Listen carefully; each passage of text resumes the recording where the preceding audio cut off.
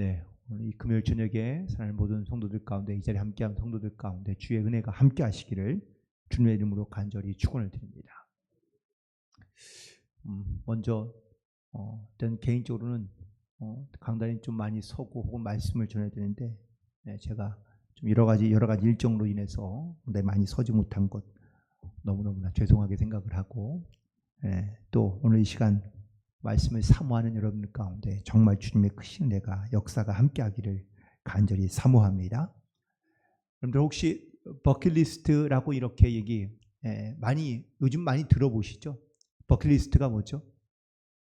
죽기 전에 반드시 하고 싶은 일, 이런 것들 주제 버킷리스트라고 얘기하는데, 그런데 이 버킷리스트가 어떻게 생겨난지는 알고 계시나요?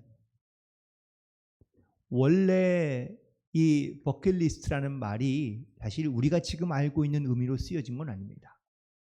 처음에는 이 버킷이라는 단어가 사실 지금 이제 조금 예전에 우리가 알고 있는 사실 그 일본어 단어는 바켓스라는 말이에요.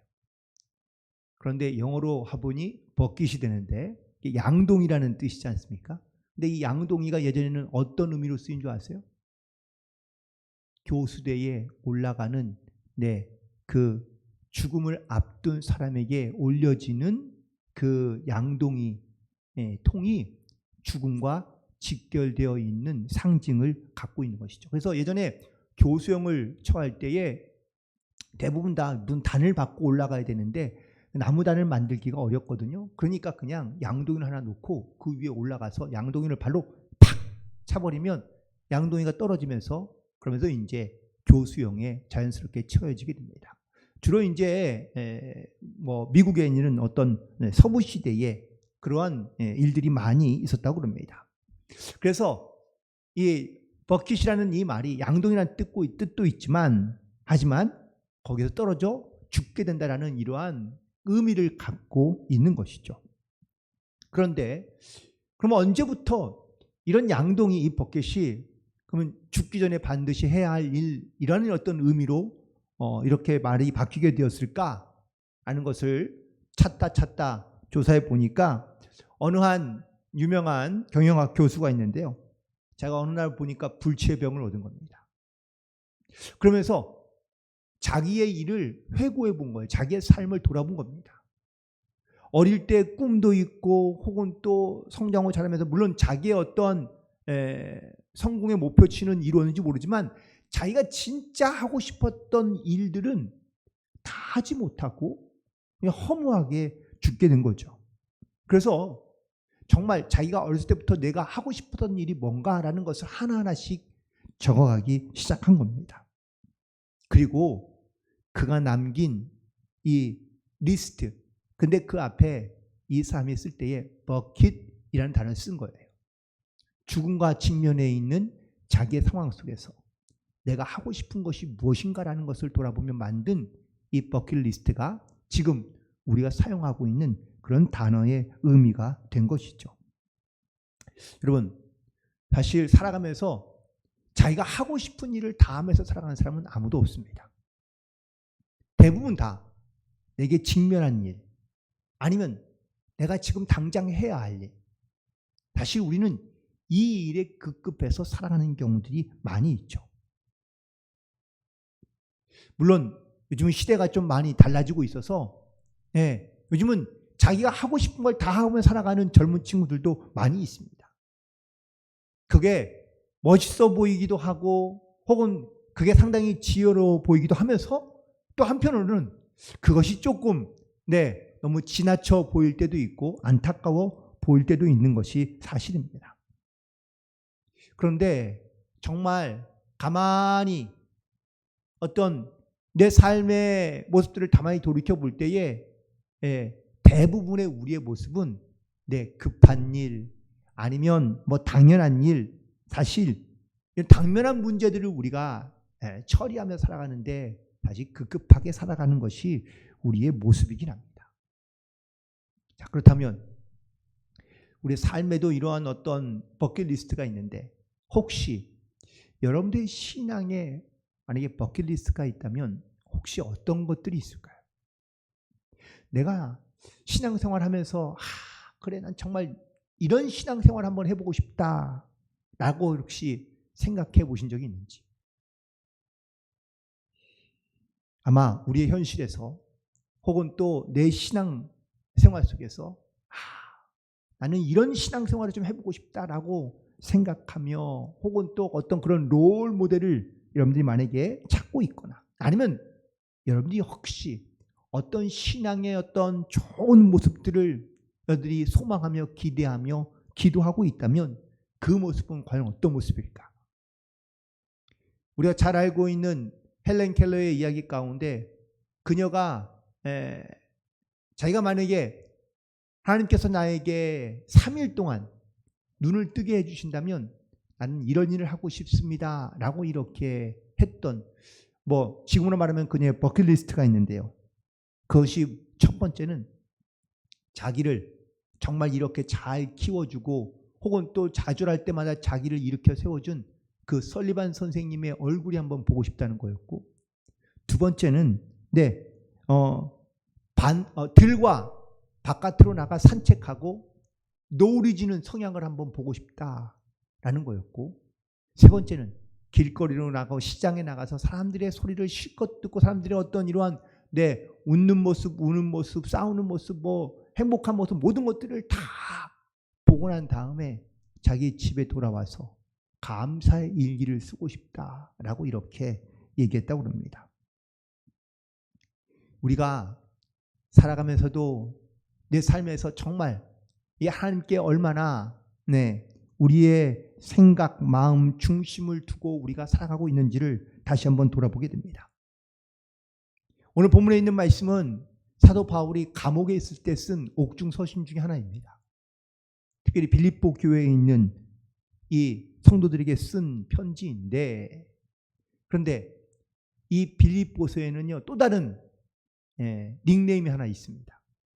그건 바로 기쁨의 편지입니다. 혹은 감사의 편지라고도 말할 수 있습니다. 왜냐하면 이 빌립보서에는 다른 서신에는 많이 기록되어 있지 않는 이 기쁨이라는 단어가 많이 포함되어 있기 때문입니다. 전체를 따진다 보면 한 18번 정도 등장하고 있습니다. 바울에게 기쁨은 과연 어떤 기쁨이었을까? 바울이 지금 옥중에 있으면서도 그가 기뻐할 수 있는 이유, 아니 그가 기쁠 수밖에 없는 이유는 과연 무엇일까? 오늘 그 바울의 고백이 뭔지, 오늘 특별히 빌립보 4장에 있는 말씀은 어쩌면 결론적인 말씀인데, 그런데 이 결론적인 말씀 속에서 오늘 특별히 이 4장 4절부터 7절까지 있는 말씀 가운데 제 신앙의 버킷리스트 3가지가 들어있습니다. 첫 번째는 주 안에서 항상 기뻐하자. 두 번째는 모든 관용을, 내 관용을 사람들에게 알게 하자. 그리고 세 번째는 감사함으로 하나님께 아뢰자. 이게 물론 바울이 권면한 말이지만 바울도 이렇게 살기를 원하며 또한 동시에 빌립보에 있는 교인들에게도 이렇게 살기를 원하고 있는 것을 보게 됩니다. 그렇다면 오늘 이 3가지의 말씀을 가지고 함께 은혜를 나눌 텐데, 첫 번째, 나의 신앙생활에 어떤 기쁨이 있는가? 오늘 사도 바울은 주 안에서 항상 기뻐하라고 말씀하고 있습니다. 우리가 예배를 드릴 때 혹시 어떤 의무감에서 예배를 드리신 분 계십니까? 여러분, 만약에 의무감으로 예배를 드린다면 사실 그 안에 하나님께서 주시는 기쁨, 감격, 은혜를 우리가 느끼기 혹은 누리기는 쉽지 않습니다. 주 안에서 항상 기뻐하라 라고 말하고 있는데, 이 말에는 2가지의 의미가 있는 것이죠. 특별히 내가 주면서 기뻐할 때 항상 기뻐라고 말하고 있는데, 기뻐할 수 있는 상황이나 혹은 기뻐할 수 있는 때만 내가 기뻐하는 것이 아니라 기뻐할 수 없는 상황에서도 내가 항상 기뻐하고 있느냐라는 겁니다. 특별히 이 항상이라는 말의 헬라어가 펜토테인데요. 이 펜토테라는 말이 한순간도 예외 없는 모든 순간을 의미하고 있는 말입니다.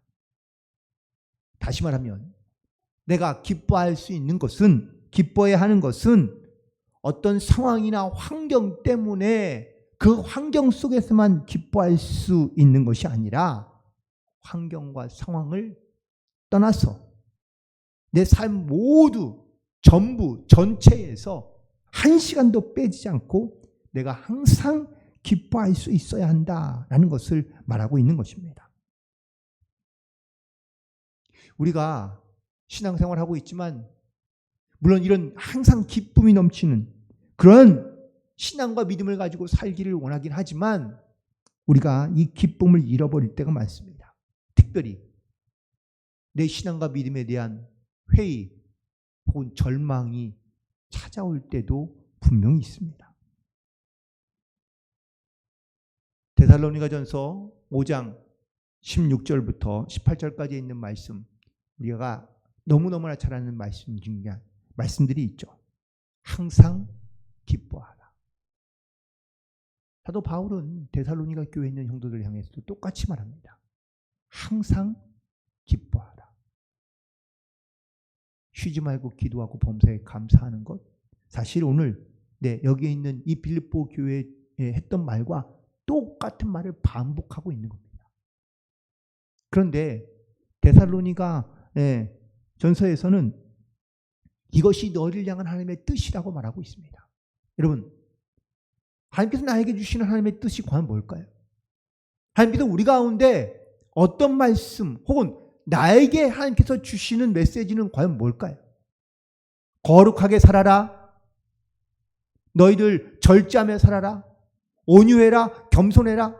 물론 이런 어떤 주님께서 내 삶에서 주시는 필요한 말씀들도 많이 있지만 정말 하나님께서 우리에게 주시는 가장 중요한, 하나님께서 가장 원하시는 말씀은 첫 번째는 항상 기뻐하는 겁니다.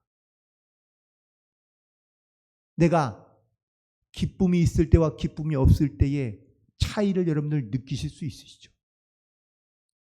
내 안에 기쁨이 없고 내 안에 기쁨이 사라지기 시작하면 내가 듣는 것, 보는 것, 아는 것, 생각하는 것, 이게 다 강팍해지는 겁니다.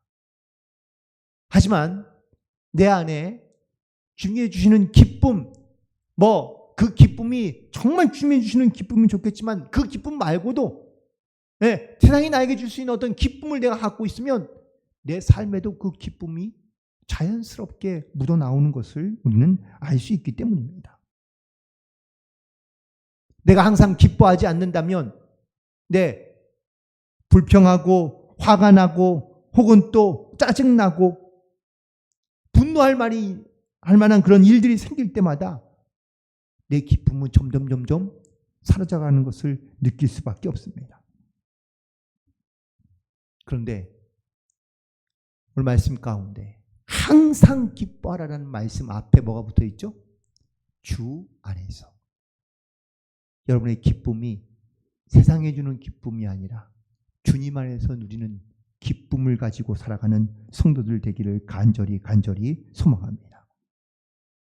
특별히 그래서 이 주님 안에서 기뻐라는 말은 바로 하나님을 의지하는, 주님만 전적으로 의지하는 그런 신앙 안에서, 그런 믿음 안에서 기뻐해야 한다는 것을 말씀하고 있는 줄로 믿습니다.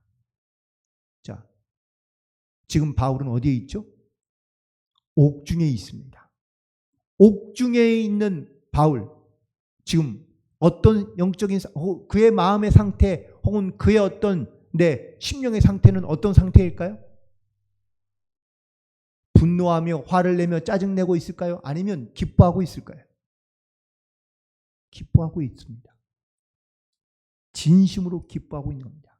이 진심이라는 말이 자기를 다스리며 자기를 훈련하여 자기를 통해서 기뻐하는 것이 아니라 주님으로 말미암아 주님으로 인하여 주님 안에서 기뻐하고 있다는 것을 말씀하고 있는 거예요. 어떤 한 청년이 병원에서 아파서 병원을 갔는데 이 결핵이 심각해져 가지고 그래서 의사의 말로는 거의 시골에 내려가서 요양해야만 한다고 말하는 겁니다. 그런데 내려가야 되는 건 알지만 지금 자기가 하고 있는 일 아니면 지금 자기 어떤 삶의 모든 이런 환경들이 여기에 머물러 있으면 좋은데 또 여기 있어야 되는데 자기 몸을 고치겠다고 요양하러 내려가기가 쉽지 않은 거예요. 하지만 의사의 강력한 권고로 내려가서 쉬게 되었습니다. 그래서 시골에서 이제 지내고 있는데 할 수 있는 일이 없어요. 몸이 약하거나 아니면 또 결핵이 심각해서 어디 운동하러 가는 것도 안 되고 사실 그가 할 수 있는 일이라는 건 그냥 편안하게 요양하면서 쉬는 것뿐입니다. 그런데 그리고 어느 날은 어느 텃밭에서 앉아서 남의 어떤 이러한 수박밭을 돌봐주는 일들을 그냥 알바로 하고 있었는데 그런데 신기한 거는 수박이 자라는 걸 보니까 너무 신기한 거예요. 수박이 처음에는 아주 조그만 것 같은데 점점 커지더니 자기 머리보다 커지고 그러면서 이 수박이 크게 열매를 맺는 걸 보면서 야 되게 신기하다. 어떻게 저렇게 조그만 열매로부터 이렇게 큰 수박이 열리는가라는 것을 봤더니 놀랍게도 그 줄기가 있는데 그 호박에 여러분들 이 줄기가 이렇게 꼬여 있지 않습니까? 여러분들 이 호박의 줄기가 꼬여 있는 길이가 얼마인 줄 아세요? 처음에는 그냥 조그만 줄기 기껏해야 손바닥 이렇게 밖에 되지 않는 이 자그마했던 줄기가 점점 길어지면요 긴 거는 2m 가까이도 된다고 합니다. 그래서 이게 궁금해진 거예요. 그래서 하룻밤 만에 도대체 얼마나 이 줄기가 자랄까라는 것을 생각해보고 그래서 사인펜을 갖다가 표시해놨어요. 표시해놓고 그러고 난 다음에 그 다음날 가서 그 수박의 줄기를 재봤더니 하룻밤 만에 40cm가 큰 거예요. 너무 신비한 거예요. 어떻게 하룻밤 만에 40cm가 자라지? 사람의 키가 그렇게 자라나요? 그러진 않잖아요. 그러면서 그 마음 가운데 이런 생각이 들었습니다. 야, 하나님이 키우신 이게 자연이 키우고 물론 땅에서 자라는 거지만 이 과일을 하나님께서 키우시는 거구나. 하나님께서 이 과일을 이렇게 자라게 하시는 거구나 라는 것을 그의 마음 가운데 깨닫게 되었다는 겁니다. 그래서 그때부터 물론 자기도 질병이 있고 연약하지만 내가 하나님께 맡기면 하나님께서 나를 이렇게 회복시켜 주시고 그리고 나를 새롭게 하실지 않을까. 나는 이러한 담대한 믿음이 찾아오게 되었고 그리고 그때부터는 근심, 걱정보다는 오히려 그의 마음 가운데 기쁨 그리고 하나님의 은혜를 사모하는 믿음 이 일로 인하여 그가 그곳에서 자기의 질병을 깨끗하게 치료받았다라는 사실입니다. 여러분 물론 질병의 원인이 있습니다. 하지만 그 질병의 원인 그 이전에 하나님께서 그 병을 치유하시고 하나님께서 그 병을 해결해 주신다는 이 믿음이 우리를 평안케 하고 우리를 또한 기쁨으로 새롭게 하여 우리를 주님의 영광을 나타나게 하는 하나님의 크신 은혜가 무엇인지를 고백하며 깨닫고 나아갈 수 있는 그런 영적인 체험과 은혜가 있게 되기를, 날마다 있게 되기를 간절히 소망하고, 여러분들 가운데 이런 주님의 주시는 큰 기쁨과 항상 기쁨으로 주님 안에서 동행하는 성도들 되기를 간절히 소망합니다. 또한 두 번째, 내 신앙의 체크리스트는 바로 내 신앙생활 안에 내 용서와 관용이 있는가라는 겁니다. 관용이라는 말의 뜻은 에피에이케스라는 헬라어인데, 이거는 문자적으로 어떤 대상에 대하여 자기가 우월하다라는 것을 드러내지 않고 감춘다라는 의미를 갖고 있다고 합니다.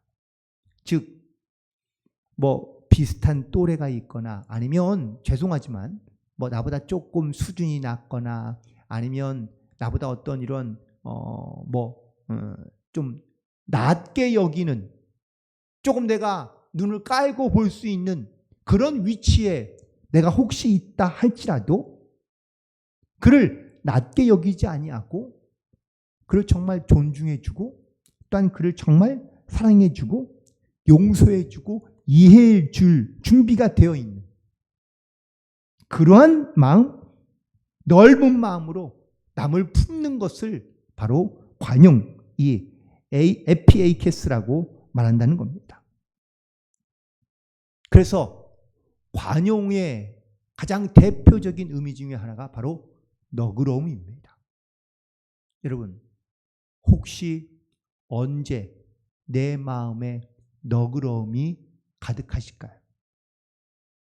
누군가와 이야기하고 대화하고 말을 하면서 내 마음 가운데 너그러움이 혹은 여유가 생기는 이유는 과연 무엇 때문일까요?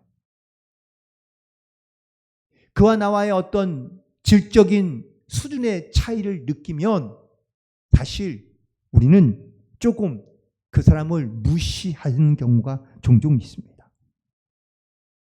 그러나 내가 가지고 있는, 혹은 내 신앙생활에 내가 가지고 있는 이 너그러운 마음, 이 관용을 많은 사람들 가운데 알게 하라라고 이렇게 말씀하고 있는데, 그러면 이렇게 내가 높은 자가, 가진 자가, 많은 자가 낮은 사람에게, 적은 사람에게 너그러움을 베풀 수 있는 이유는 뭘까요?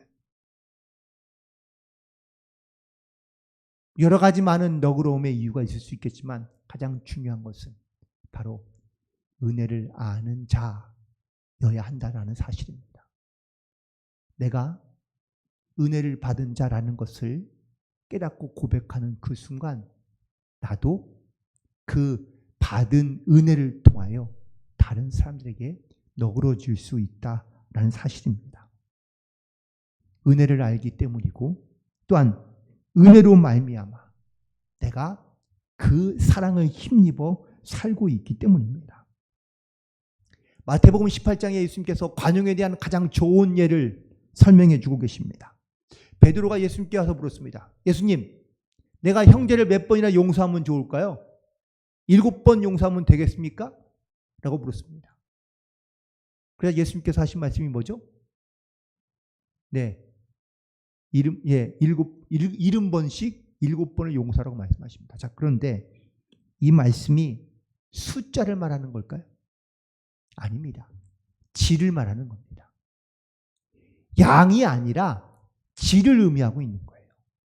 관용의 가장 중요한 덕목은 그 관용, 너그러움에 대한 질입니다. 남이 한 번 용서니까 그럼 나도 한 번 용서할게. 2번? 남들이 안 해보니까 2번, 3번? 그래, 할 수 있어. 그런데 2번, 3번 내가 그를 이해하거나 용서했다는 것이 진정한 용서나 이해가 아닐 수 있습니다. 중요한 건 내가 그 사람을 정말 그 사람을 이해하고 사랑하는 마음을 가지고 그에게 관용과 너그러움을 베풀었느냐라는 것이죠. 그러면서 예화를 말씀하십니다. 10,000달란트 빚진 사람과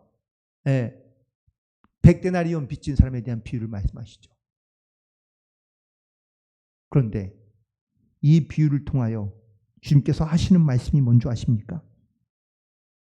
너희가 각각 중심으로 진심으로 형제를 용서하지 않으면 하나님께서 너희에게도 이와 같이 하시리라.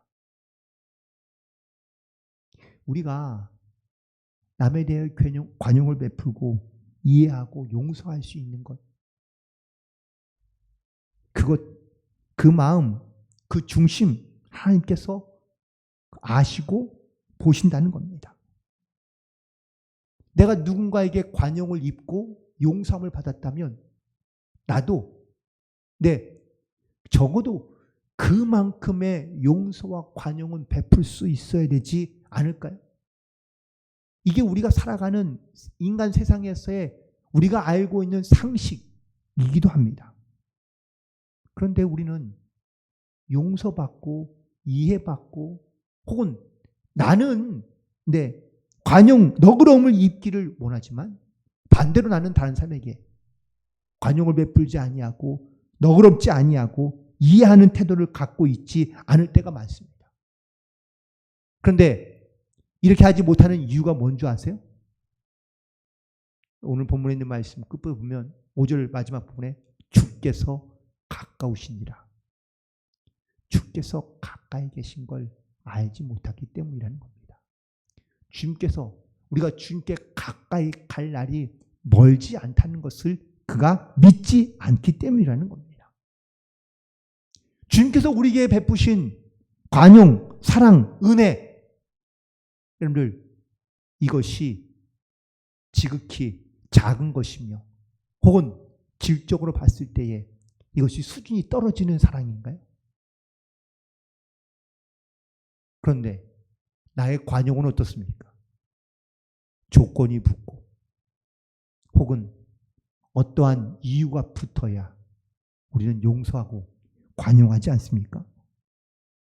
바라고 원하기는 우리의 관용, 주님께서 나를 가까이 계시고 주님의 날이 가까이 왔음을 믿음으로 고백하는 우리는 주님 앞에 담대하게 설 수 있고 혹은 또 주님 앞에 온전히 설 수 있기까지 우리의 관용을 많은 사람들에게 알게 하는 성도들이 되기를 간절히 소망합니다.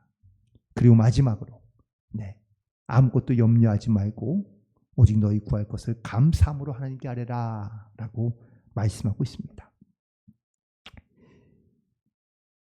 마태복음 5장에 보면 너는 염려하지 말라 라고 말씀하시면서 하시는 말씀이 무엇을 먹을까? 무엇을 입을까? 무엇을 마실까? 염려하지 말라 라고 말씀하십니다. 그런데 살면서 먹고 마시고 자고 하는 것을 염려하지 않는 사람이 어디 있습니까? 다 염려합니다. 그런데 염려를 안 할 수는 없지만 염려하지 말고 염려 다음에 우리가 염려하는 일이 생기면 우리가 해야 될 일들이 있다는 것을 말씀하고 있는데 그건 뭐예요? 모든 일에 기도와 간구로 하나님께 아뢰라 라는 것을 말씀하고 있습니다. 여기서 기도는 헬라로 프로시케입니다. 이 기도는 하나님께 예배할 때 드리는 기도입니다. 그렇다면 간구는요. 바로 내가 하나님께 필요한 것을 구하는 것을 간구라고 말합니다. 자, 그렇다면 우리가 염려하지 말고 기도와 간구로 하나님께 아뢰라고 말씀하고 있는데 이 기도는 공적인 기도를 말하는 겁니다. 내가 예배나 아니면 또한 내 신앙 가운데 정말 필요한 기도들, 해야 할 기도들을 의미하고 있다면 간구는 내 삶에 필요한 것들을 하나님께 아뢰이는 개인적인 기도를 의미하고 있는 것이죠. 그런데 이 너희 구할 것을 다 어떻게 해요?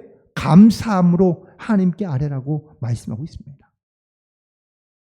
감사는 바로 하나님께서 나에게 허락하신다라는 의미를 갖고 있습니다.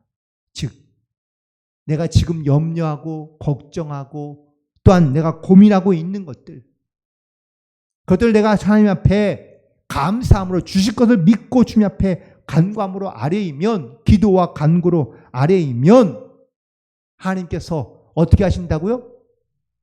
네, 응답하신다고요? 성경에는 오늘 놀랍게도 바울은 이렇게 기도하면 응답하신다는 말씀을 하지 않습니다. 7절 볼까요? 7절 보세요.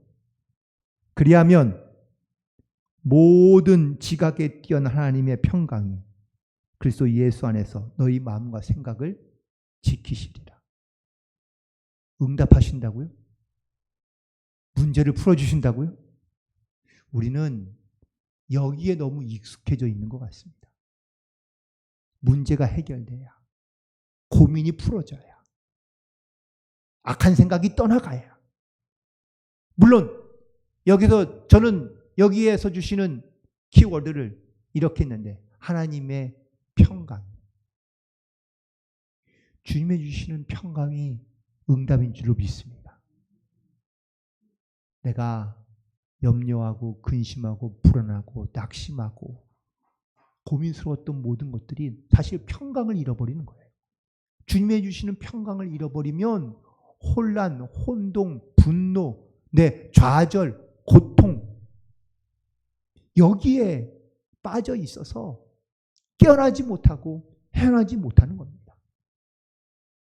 그런데 주님의 주시는 평강이 내게 임하기 시작하면 기쁨, 감사, 그리고 이런 어떤 주님의 주시는 그 은혜들, 너그럼과 관용의 그런 은사들이 주님의 주시는 평강 가운데 있는 은혜인 줄로 믿습니다. 그래서 저는 하나님의 평강이 응답이라고 믿습니다. 사랑하는 성도 여러분, 여러분의 마음 가운데도 이런 신앙의 아름다운 그런 믿음의 고백들과 또한 영적인 은사들이 넘쳐나게 되기를 간절히 소망합니다. 물론 처음에 말씀드린 버킷리스트는 내가 바라고 원하고 소망한다고 다 이루어지는 건 아닐 수 있습니다. 하지만 내 신앙의 버킷리스트가 어떤 것인지, 정말 오늘 사도 바울은 자기의 신앙에서 항상 기뻐해야 될 것, 쉬지 말고 기도해야 될 것, 범사에 감사해야 될 것, 더해서 관용까지, 너그러움까지 말하고 있는데, 저는 이 모든 것들이 다 주님의 주시는 평강이, 하나님의 평강이 내게 임할 때 우리의 마음과 생각을 지키시는 그 하나님의 평강이 우리 가운데 임할 때 나타나는 그런 믿음의 열매들, 신앙의 흔적들인 줄로 믿습니다. 이런 믿음의 흔적들을 가지고 주님과 동행하는 삶을 살아가는 승리하는 성도들이 되기를 주님의 이름으로 간절히 축원을 드립니다. 기도하시겠습니다.